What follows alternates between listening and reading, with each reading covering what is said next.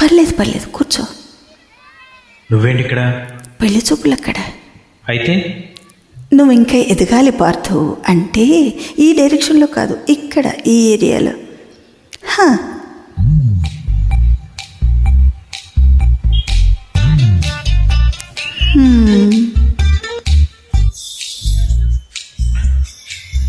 ఇదో పెద్ద princess.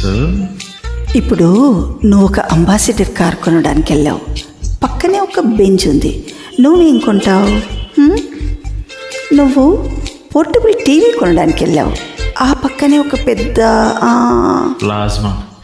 Plasma TV ఉంది. నువ్వేం కొంటావు? అక్క అంబాసిడర్, నేను బెంచ్. అది పోర్టబుల్. నేను ప్లాస్మా.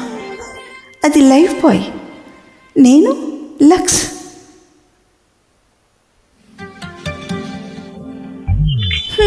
అందుకే నా అందం దానికి ప్రాబ్లం కాకూడదని ఇలా వచ్చాను.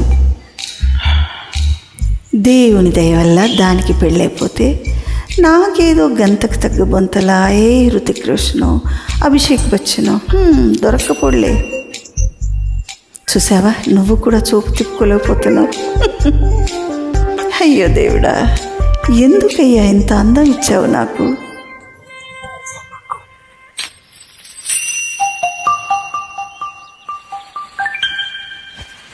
బాధపడకపోరి.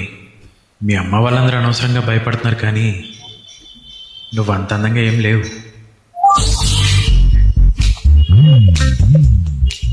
కళ్ళేమంత పెద్దవి కావు. ముక్కు కూడా ఎవరో కొట్టినట్టు కొంచెం లోపలికి ఉంటుంది.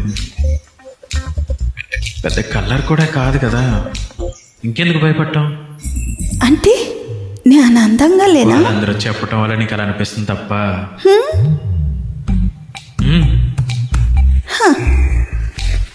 బెంచ్ అందరూ బాగుందంటారు పూరి, కానీ అంబాసిడర్ కొంటారు.